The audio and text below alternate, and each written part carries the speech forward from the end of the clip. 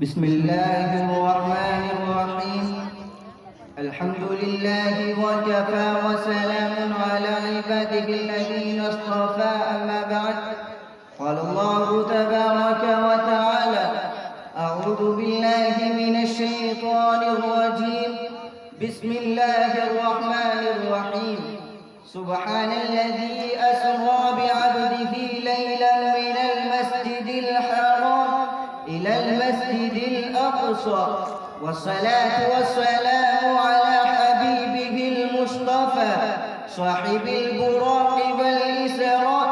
إن الإسراء والمعراج حادثتان عزيمتان متلازمتان ثابتتان بنص القرآن والسنة الصحيحة. فقد نص الكتاب العزيز أن معجزة الإسراء قد وقعت للرسول صلى الله عليه وسلم من مكة المكرمة إلى المسجد الأقصى بأرض فلسطين. قال تعالى: سبحان الذي أسرى بعبده ليلا من المسجد الحرام إلى المسجد الأقصى الذي باركنا حوله لنريه من آياتنا إنه هو السميع البصير. أما المعراج فهو رحلة رسول الله صلى الله عليه وسلم من المسجد الأقصى إلى السماوات العلى.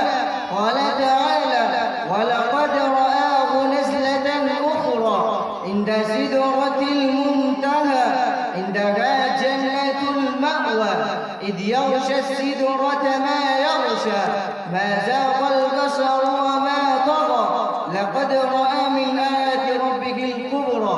إخوتي في الله، قد وقعت حادثة الإسراء والمعراج في وقت ابتلي النبي الكريم بالمآسي والأحزان، وحين فقد زوجته الوفية ومات عنه أمه أبو طالب، وقاسى ما قاسى من اشتداد أذى قريش، ولقي ما لقي من أهل الطائف من الجفوة والعنت.